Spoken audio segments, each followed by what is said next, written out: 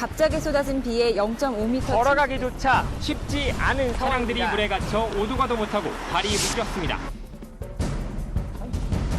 사상 최악의 물 부족 사태가 41년 만에 겪는 최악의 가뭄. 주민들은 하루하루 사투를 벌이고 있습니다.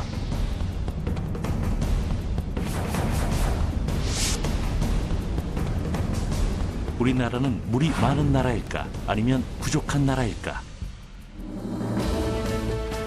최근 기후변화로 인해 전 세계가 물과 전쟁을 치르고 있는 가운데 우리나라는 이 문제를 어떻게 해결하고 있을까?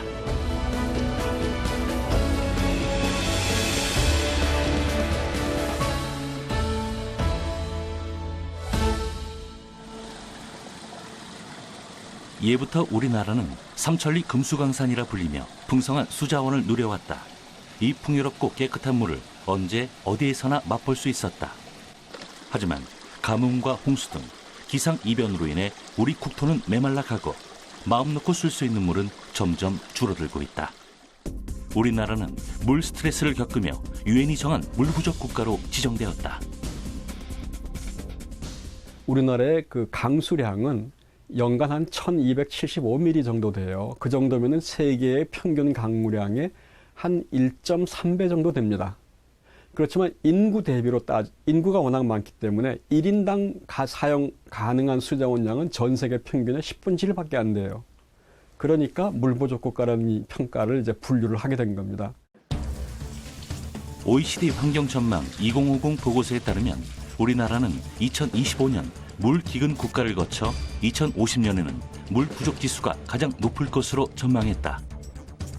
하지만 우리는 여전히 물 부족의 심각성을 인지하지 못한 채 물을 물 쓰듯 사용하고 있다. 그렇다면 우리가 하루 쓰는 물의 양은 얼마나 될까? 2013년 기준 우리나라 국민 1인당 사용하는 수돗물의 양은 282리터다.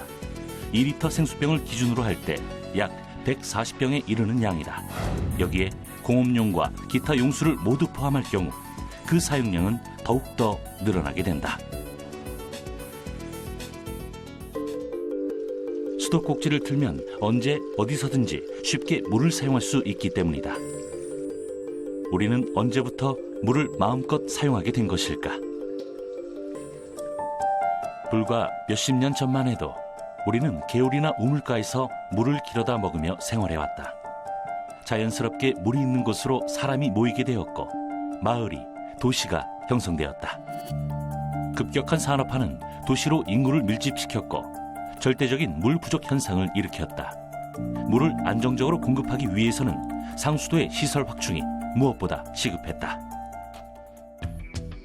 우리나라 상수도를 통한 급수율은 1960년대 22%밖에 안 되었지만 1970년대 경제성장과 더불어 도시의 인구 증가는 상수도 보급률을 56%로 급격히 증가시켰다. 2013년에 이르러 98% 이상이 보급되면서 산간 지역에까지 수돗물이 공급되었다. 인구가 이제 늘어나다 보니까 점점 도시가 커지면은 옛날처럼 우물물을 파쓰거나 아니면 강에서 저절로 물을 떠다 쓰거나 해서는 도저히 그 수요를 감당할 수가 없어지는 겁니다. 그래서 수돗물을 공급해줘야 돼요. 첫째는 안전한 물의 공급, 두 번째는 대량의 물의 공급입니다. 수돗물을 사용하면서 물을 길어오는 데 드는 수고는 덜었지만 수돗물을 그대로 마시는 비율은 우리나라 국민의 5%밖에 되지 않는다.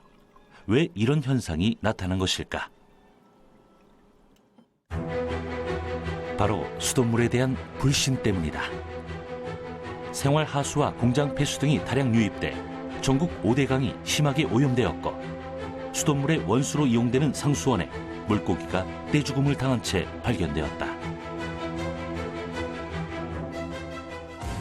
1990년대 초반 낙동강의 페놀 오염 사건과 악취 사건은 대구 영남 지역 주민들을 비롯한 전 국민을 식수 공포로 몰아넣었다. 이후에도 수돗물 수질 오염, 정수장 바이러스 검출 발표, 구제역 매몰지 지하수 오염 등 크고 작은 수질 오염 사고들이 발생했다. 수돗물에 대한 신뢰는 불신과 불안으로 바뀌었고 정부의 물 정책에 대한 불신으로 이어졌다.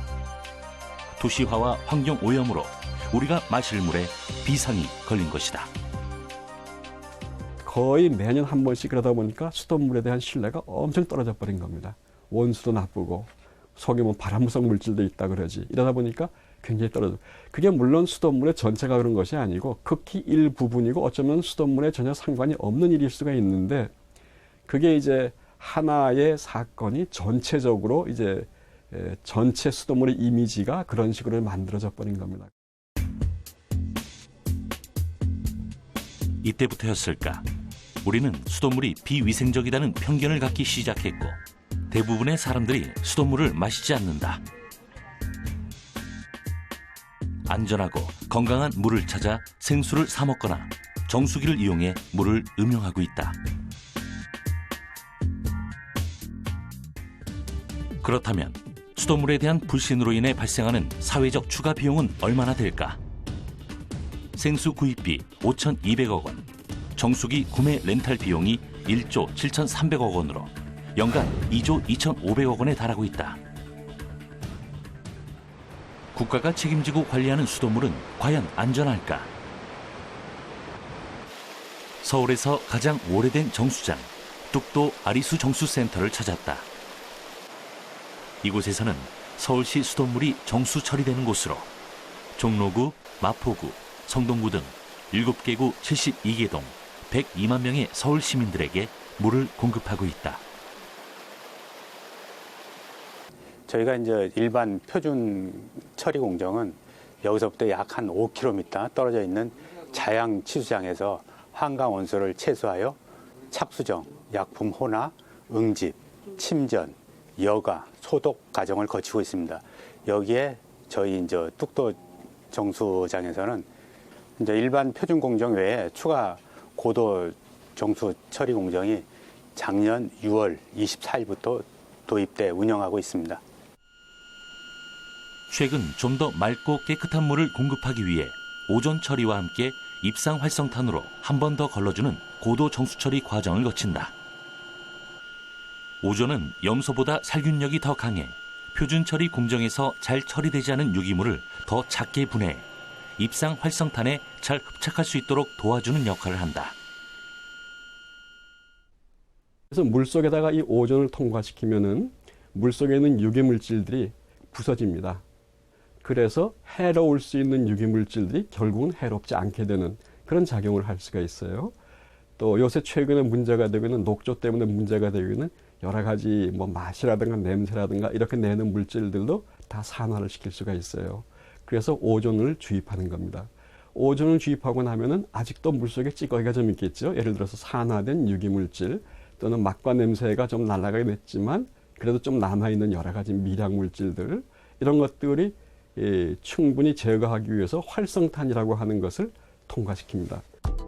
입상 활성탄은 우리가 잘 알고 있는 상업용 수치다.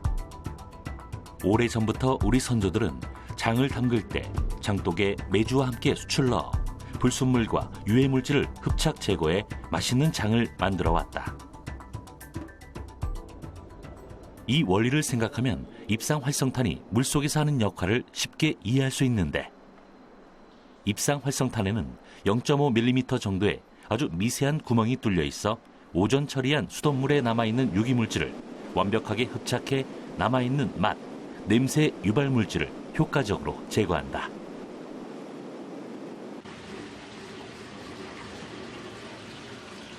고도 정수 처리 과정을 거쳐 정수된 물은 정수 처리 기준을 통과해야 하는데 수질 자동 계측기실에서는 탁도, 알칼리, 산도, 잔류, 염소 등 각종 수질 검사 기준에 따라 측정한다. 서울시 수돗물 탁도는 0.046, 세계보건기구인 WTO가 권장하는 음용수의 탁도 기준치인 0.5보다 10배 정도 깨끗하다.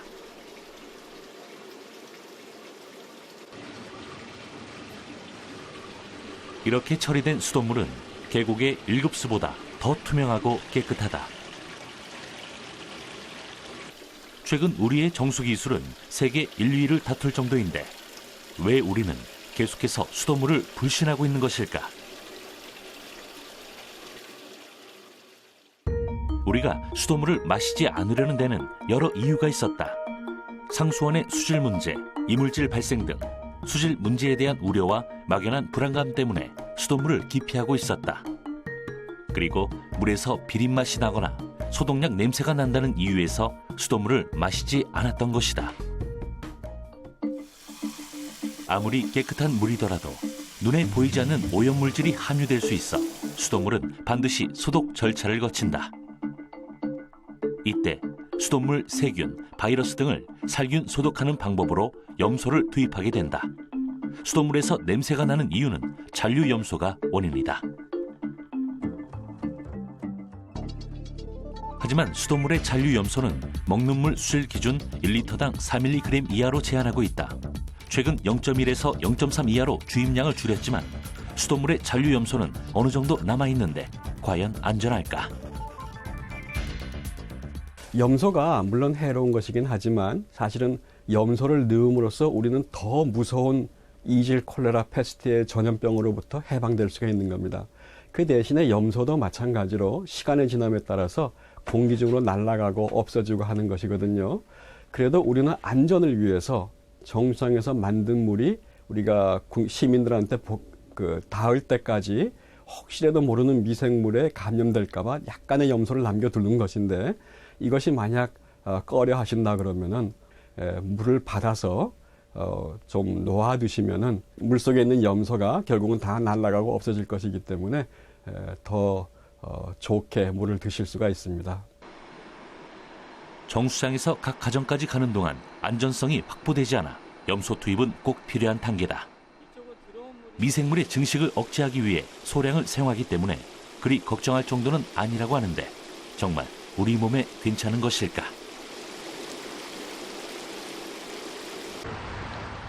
국민의 건강과 직결되는 수돗물의 안전성을 확인하기 위해 찾은 한국환경수도연구원.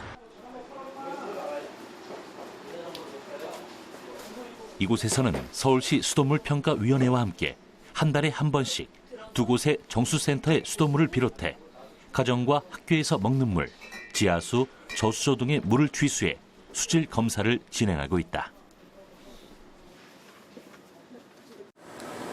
저희가 매달 10군데 지점에서 채수를 하고 있는데요. 정수장은 서울시 정수장 6군데 중에 2군데씩 매달 바뀌어가면서 정기적으로 하고 있고요. 나머지 그 가정집들은 저희가 의뢰를 들어오면은 그 집들을 하고 아니면은 랜덤으로 서울시 전 지역에서 랜덤으로 정기적으로 검사를 하고 있습니다. 한강의 원수, 정수, 직수, 물탱크의 물, 정수기를 통과한 물 등 각 단계별로 취수된 물은 먹는 물 수질 기준 58개 항목에 의해 검사가 시작된다. ICP를 이용해서 폐기물 중금속을 분석을 하면은 이제 ppb 단위, 이제 10억분의 1까지 그 단위까지 분석이 가능합니다. 40년간의 노하우를 가지고 폐기물 중금속뿐만 아니라 건강에 유해 물질인 페놀, 벤젠, 잔류염소, 세균이나 대장균 같은 미생물 등 다양한 항목에 대해 세부 검사를 진행한다. 이는 최근 정수장 내 바이러스가 검출되고 먹는 물에 대한 안전성의 논란이 제기되면서 오염원으로 인한 수돗물 오염 사고가 빈번해지고 있어 정기적으로 수질 검사를 한다. 정수장이나 수도꼭지 등 수돗물이 공급되는 과정에서 몇 개 항목에서 약간의 차이는 있지만 큰 변화는 거의 없다.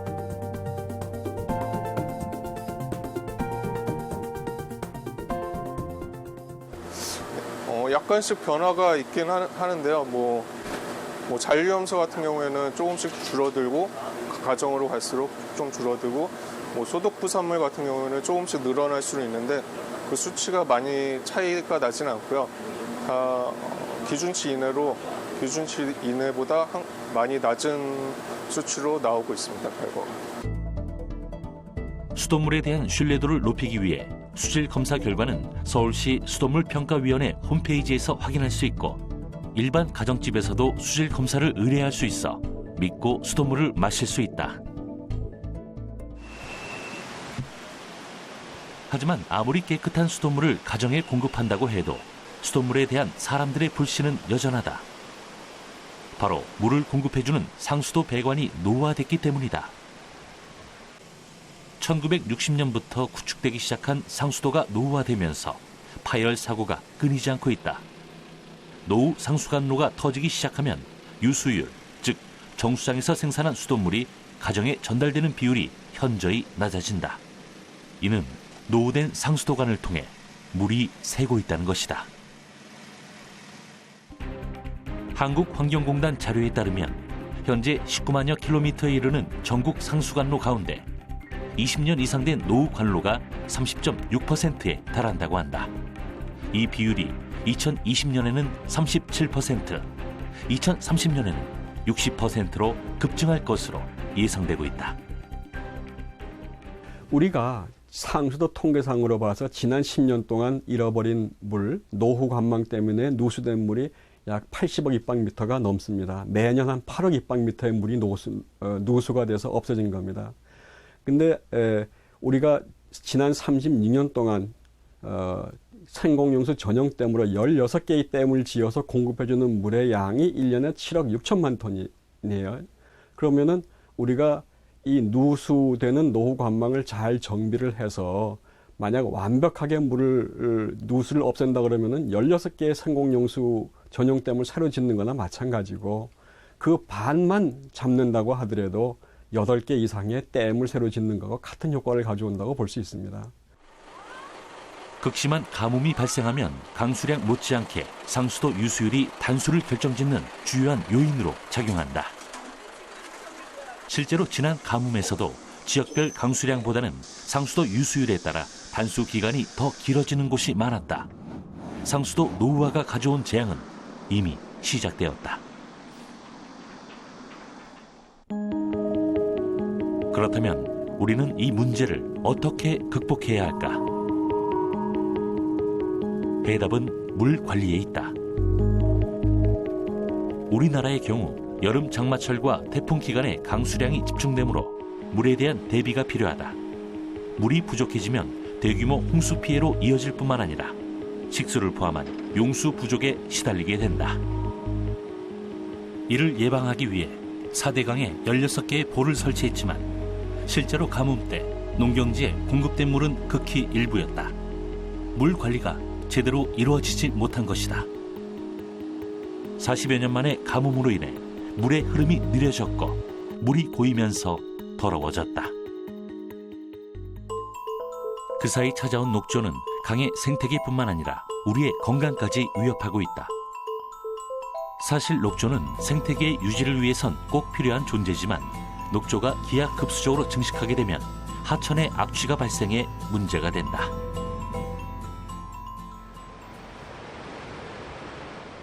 녹색 도시 구현을 위해 솔루션을 제시하고 있는 한국과학기술연구원의 물자원 순환 연구단. 이곳에서는 지속 가능한 물 환경을 구축하며 수자원 확보를 위해 다양한 기술들을 연구 개발하고 있다. 그중 대표적인 것이 최근 문제가 되고 있는 녹조다. 네, 제가 지금 하고 있는 실험은 실제 녹조 번성기 때 번성했던 원수를 가지고 이거를 정수 처리, 저희가 개발하고 있는 BAT 정수 처리 시스템에 적용을 하여 저희가 매주 정수센터에서 들어오는 물을 매주 모니터링을 해서 녹조로부터 나오는 독소 부산물이라든지 이치미 물질을 얼마 정도 제거가 되고 있는지를 모니터링하고 있습니다. 지난해 여름 한강의 녹조 현상이 심화되면서 조류 경보와 함께 수돗물에 대한 시민들의 불안감이 커졌다. 이는 한강이 수돗물의 취수원과 연결이 되어 있기 때문 다행히 독성 물질은 검출되지 않았다.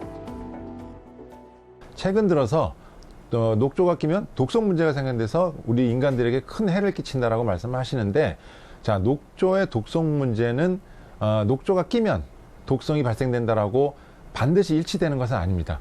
녹조의 독성 문제는 녹조가 죽었을 때 세포 내에 존재하는 독성 물질이 터져 나올 때 발생되기 시작합니다. 그래서 녹조도 생명체이기 때문에 아기가 태어나서 죽을 때까지 생명의 주기가 있습니다. 그래서 아기, 그리고 유아기, 청년기, 장년기 때는 녹조를 세포 내에 다 포함하고 있습니다. 그러다가 이제 죽기 시작했을 때 세포가 터지면서 배출되기 시작하는데요. 자, 녹조가 끼면 독성 문제가 생긴다. 이거는 반드시 일치되지 않습니다. 녹조를 예방하기 위해서는 댐이나 사대강에 담아놓은 물을 농경지로 저수지로 흘려줘 수자원을 체계적으로 관리해야 한다. 가뭄이 예고됐고 물 부족 국가라는 경고까지 받은 지금 우리는 물 문제를 해결하기 위한 더 근본적인 대안이 필요하다.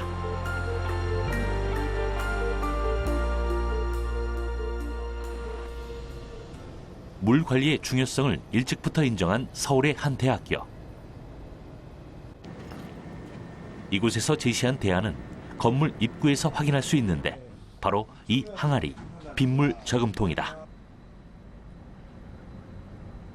이건 빗물 항아리라고 불리우는데요. 지금은 겨울철이라 사용되지 않지만 강우량이 많은 여름철에는 옥상에서부터 내려오는 빗물을 홈통에 따라 빗물 항아리로 들어가게 돼요. 그러면은 주로 여기 상주에 계시는 경비 아저씨께서 이 수도꼭지로부터 물을 받아 주변에 있는 조경용수로 사용을 하시곤 합니다.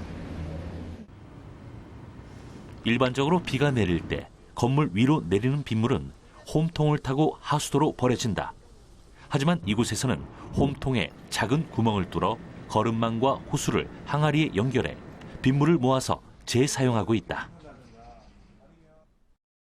빗물은 전 도시 전역에 떨어지기 때문에 일부러 운반하지 않아도 되고 또 에너지가 없어도 되는, 없이 떨어지는 물이기 때문에 그 물을 잘만 이용한다면 물론 그 물로 다 해결은 안 되겠지만 지금 시스템의 문제점을 보완할 수 있다는 점에서 수자원 확보 차원에서 그런 장점이 있고요. 두 번째는 도시에서는 홍수 문제가 있습니다. 이전에 멀쩡하던 도시가 새로 개발했기 때문에 그거에 의해서 빗물이 더 나가서 홍수가 나기 때문에 홍수를 방지하고 또는 수자원을 확보하기 위해서는 빗물 관리가 그렇게 중요한 겁니다. 물 관리의 시작은 빗물 관리에서 시작한다. 빗물을 그냥 두면 하수구로 흘러가겠지만 건물 옥상에 정원을 조성해 빗물 활용을 연구하고 있다.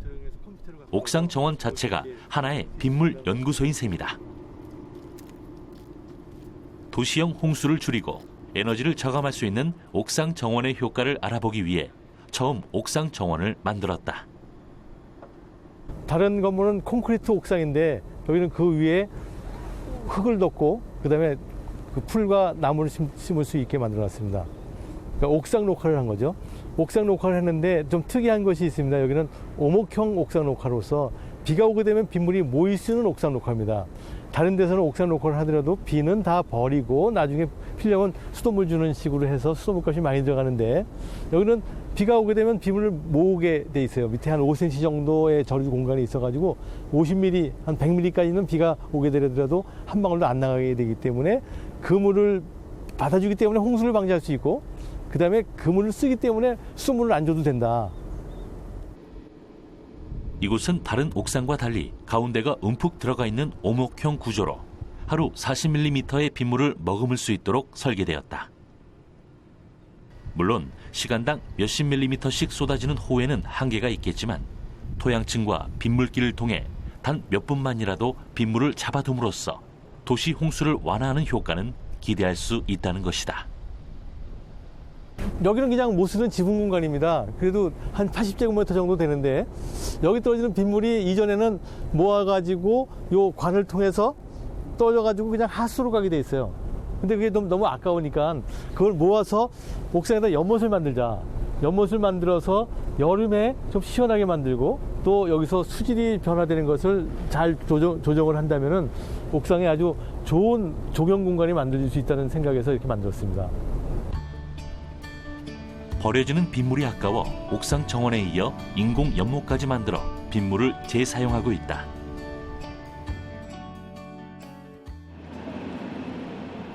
하지만 대부분의 사람들은 빗물하면 황사비나 산성비를 떠올린다. 그리고 빗물이 오염되어 있어 숲과 토양을 산성화시키는 것이 아닐까라는 생각을 제일 먼저 하게 되는데 막연한 두려움은 빗물 활용을 어렵게 만든다. 빗물에 있는 중금속의 양은 우려할 만한 성질일 것이 아닙니다. 그리고 산성비도 많이 사람들이 얘기를 했는데 산성비도 받으면은 분명히 산성인데 땅에 묻으면 알칼리성이 되는 거예요. 그래서 떠지자마자 중화가 되는 거기 때문에 산성비는 최소한 수자원 확보나 수자원 활용에 있어서는 전혀 문제가 없는 근거가 없는 낭설이라고 생각합니다. 과연 빗물은 산성이 아닐까? 빗물의 산성도를 알아보기 위해 리트머스 시험지를 이용한 테스트를 해보기로 했다. 빗물의 산성도와 비교해볼 대상은 우리가 흔히 마시는 생수, 오렌지 주스, 콜라다. 리트머스 시험지는 염기성을 만나면 푸른색을, 산성을 만나면 붉은색을 띠는데 빗물과 생수는 색의 변화가 거의 없다. 방금 한 실험은 리트머스 종이를 통해서 얼마나 pH, 즉 산성도가 얼마나 되는지 보는 실험인데요. 일반적으로 사람들이 빗물이 산성비여서 pH가 낮아서 붉은색 계열을 띌 거라고 생각을 하지만 보시는 바와 같이 빗물과 생수는 거의 비슷한 색이고 오렌지 주스가 오히려 더 산도가 세고 콜라 같은 경우는 더 센 거를 볼 수가 있습니다. 그렇다. 비는 산성을 띠지만 내리면서 외부의 영향을 받아 중화된다. 또한 저장 과정을 통해 대기오염 물질도 중화돼 안전하다. 때문에 식수로도 이용이 가능하다. 그렇다면 그 맛은 어떨까? 서울대생 170명에게 블라인드 테스트를 한 결과 빗물이 가장 맛있는 물로 뽑혔다. 이는 그만큼 빗물이 하늘에서 떨어지는 깨끗한 물이라는 뜻이기도 하다. 이곳에는 옥상 정원이나 조경용수 외에도 특별하게 빗물을 활용하는 시설이 있다.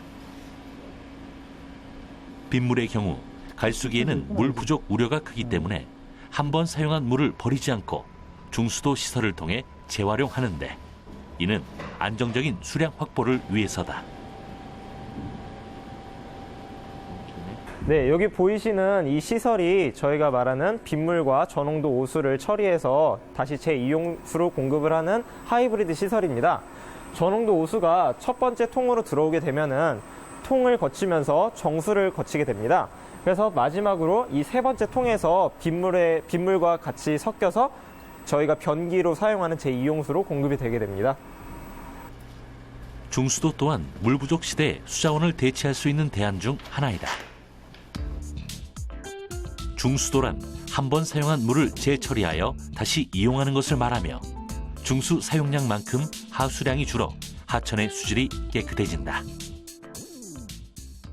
이 모니터에서 지금 나타내고 있는 거는 저희가 빗물이 얼마만큼 공급이 되고 저농도 오수로 얼마만큼 처리하고 제2용수로 얼마만큼이 다시 올라가는지를 나타내고 있는 표입니다. 이 모니터에서 보시는 바와 같이 저희가 빗물과 저농도 오수를 처리해서 제2용수로 공급하는 게 상수를 100%라고 보면은 67%를 재이용을 하고 있습니다. 이 말은 원래는 67%의 상수가 쓰여져서 버려지는데 그만큼을 다시 활용한다는 뜻입니다. 빗물 사용량이 증가하는 2월에서 8월까지 이 연구소에서 사용한 빗물과 저농도 오수는 1,803톤으로 약 380만 원 정도를 절감했다. 하지만 이런 장점에도 불구하고 운영 관리하는 데 비용이 든다. 빗물에 대해서는 예측을 할 수가 없습니다. 언제 내려올지 얼마나 될지. 그렇기 때문에 이게 수자원이라고 하는 건 계획에 의해서 어떤 일정한 어떤 패턴이 있어야 그걸 가지고 활용을 하고 계획을 세우고 또 효과적으로 활용할 수 있는 건데 그게 없기 때문에 비가 올 때 모아뒀다가 그럼 일단 모아둔 물이니까 쓰면 되지 않냐. 안 그랬으면 다 없어졌을 물인데 라고 생각하고 또 그거는 마치 공짜인 것처럼 생각을 하는데 절대로 공짜가 아닙니다. 빗물 저수지를 만들기 위해서는 어딘가 하여튼 맡아야 되겠죠. 그 빗물 저수지를 만드는데도 비용이 들고 또 그 빗물의 수질을 유지하는 데도 비용이 듭니다. 우리나라 최대 규모의 전시 컨벤션 센터 킨텍스. 이곳 역시 친환경 전시장의 명성을 쌓으며 빗물 이용 시설과 더불어 전시장 내 수돗물을 생활용수, 공업용수 등으로 재활용하는 중수 시스템을 이용하고 있다.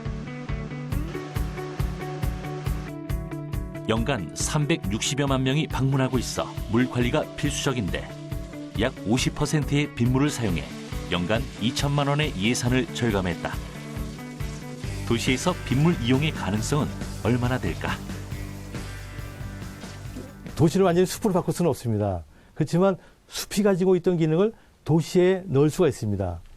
숲에서는 비가 오게 되면은 자기가 나무뿌리에서 잡아주기 때문에 물이 적게 내려가서 홍수를 방지할 수 있고 잡아둔 물로 또 천천히 하천을 공급하기 때문에 가뭄을 막을 수가 있습니다.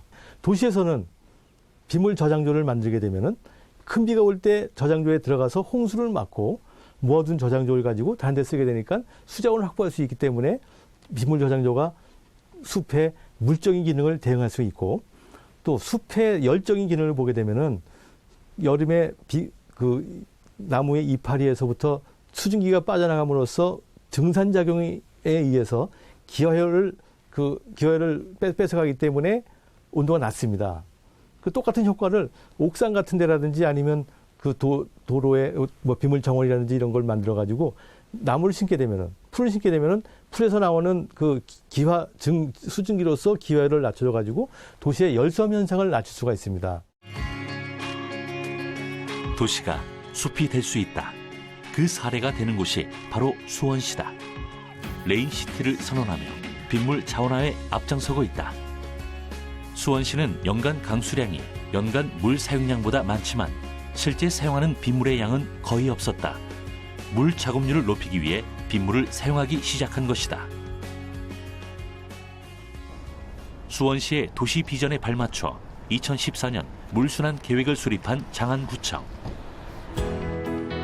구청 앞 다목적 광장과 잔디 광장 등의 조경 용수를 기존의 상수도 대신 빗물로 사용하고 있다. 설계 당시 단 한 방울의 빗물도 흘려보내지 않고 모은다는 계획으로 다목적 광장 바닥에 빗물 저류조를 설치하고 물을 통과시키는 투수 블럭을 깔아 빗물이 토양으로 잘 침투될 수 있도록 분산형 빗물 관리 방식을 채택했다. 여기는 장안구청의 빗물 재이용 시설로서 지금 보시고 계신 또 계시고 계신 이 지하에 빗물 약 300톤이 저장할 수 있는 저류조가 묻혀 있고요. 여기 저류조의 빗물은 지금 보시는 건물 장안구청하고 구민회관 그리고 뒤에 보건소에서 옥상에 내리는 물과 또 옆에 계신 보고 계신 투수블럭을 통해서 모든 빗물이 모여서 이곳으로 들어오게 됩니다. 그래서 여기 모인 빗물은 평상시에 그 건물 내에 위생용기 세정수로 사용을 하고요. 여름에는 조경수로도 사용하고 있습니다. 장안구청은 한 발 더 나아가 빗물과 중수도를 연계한 물 재이용 사업도 추진하고 있다. 수영장과 샤워실의 하수를 정수해 재이용하면 안정적인 수량 확보가 가능하다. 중수도는 상수도와 하수도의 중간인 상수도로 수질 오염과 수자원 절약을 동시에 실천할 수 있는 물 관리 방법이다. 중수도의 경우 주로 화장실 용수나 에어컨 냉각수, 청소 용수, 조경 용수 등으로 재사용하고 있다. 중수도를 설치하면 도심에 작은 댐 하나를 건설하는 효과와 맞먹는다. 수도 건설 비용은 물론 하수 처리 건설 비용까지 줄일 수 있다. 예, 이 건물에 한 20톤 정도 사용을 하고 있는데 그 중에서 한 15톤 정도를 사용하고 있습니다. 장안구청, 구민회관, 보건소 등에서 소비되는 물의 4분의 3이 빗물과 중수도로 사용돼 수도물의 의존도를 확 낮췄다. 덕분에 물 걱정이 없어졌고 장안구청의 물 자급률도 향상되었다.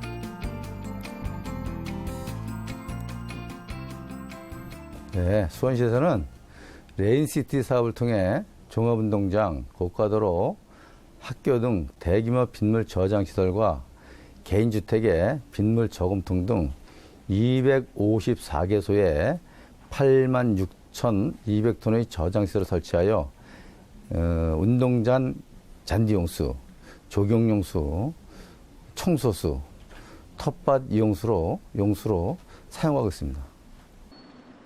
레인시티 프로젝트를 통해 수원 월드컵 경기장 또한 대규모의 빗물 저장 시설을 설치했다. 경기장 주변 조경 용수로 활용함으로써 약 4천만 원의 수도 요금이 절감되었다. 또한 세계 최초로 사계절 빗물을 이용한 도로 노면 살수 시설을 설치해 도로 청소를 하고 있다. 수원시에 있는 또 다른 빗물 활용 시설을 찾았다. 동수원 고가차도 아래에 있는 빗물 저장 탱크다. 2개의 빗물 저장 탱크에 빗물이 가득 채워지면 140톤에 이른다. 고가도로의 빗물 시설은 빗물 저류뿐만 아니라 하천과 토양 오염을 막는 2차 기능도 하고 있다.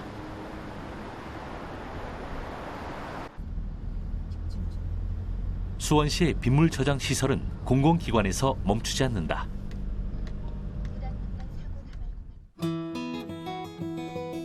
수원시 행궁동에 위치한 한 마을.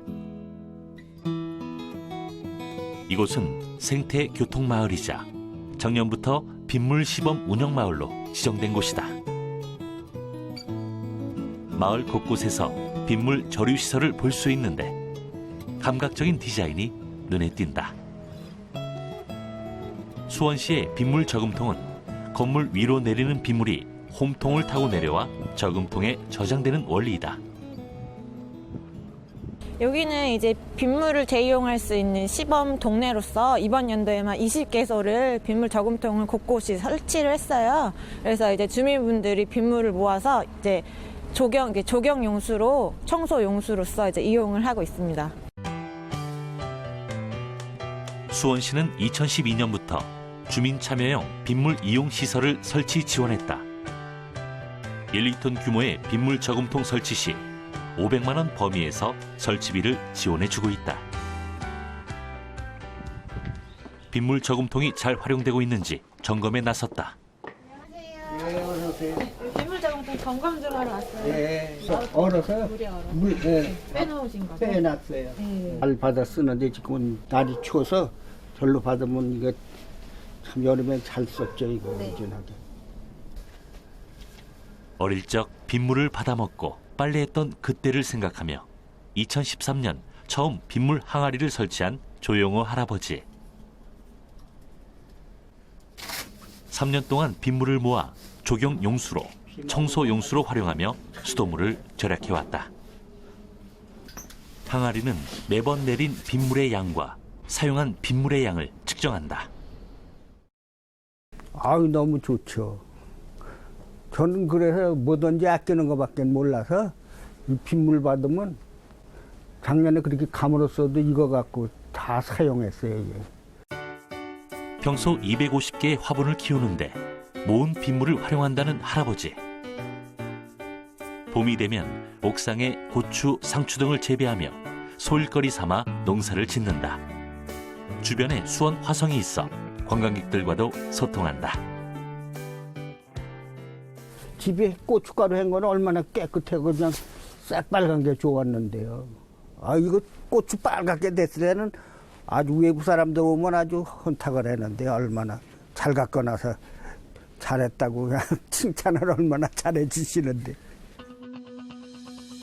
수원시 레인시티 사업은 한 곳에서 빗물을 관리 운영하는 것이 아니라 공공기관은 물론 일반 가정에 이르기까지 분산형 빗물 관리를 실천하고 있다. 하지만 사계절 내내 사용할 수 없는 빗물. 그렇다면 우리는 어떻게 물 관리를 해야 할까?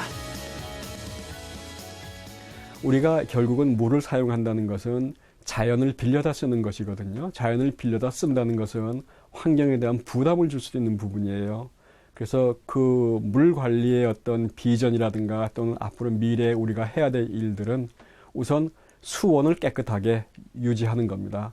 그 다음에 그 물을 우리가 어차피 우리의 생활을 위해서 끌어다 써야 되는데 끌어다 쓰기 위해서는 그 물의 낭비를 없애고 가장 효과적으로 쓸 수 있는 방법을 써야 됩니다. 그렇게 함으로써 우리의 자연을 청정하게 유지를 하고 자연이 자연스럽게 흘러가는 속에서 우리의 생활을 위해서 최대한도로 빌려 쓰지만 최대한도로 부담을 환경의 부담을 덜 주는 방향으로 활용하는 것이 맞지 않을까 생각을 합니다. 물은 자연이 주는 최고의 선물이다. 잘 관리하면 도시의 물 부족 문제를 해결할 수 있을 것이다. 하지만 제대로 관리하지 못하면 부메랑이 되어 재앙으로 돌아올 것이다. 단순히 홍수와 가뭄을 다스리는 치수가 아니라 물로 더 행복한 세상을 만드는 진수로 물 관리의 패러다임이 바뀌고 있다. 이는 결코 하루아침에 이루어지지 않는다.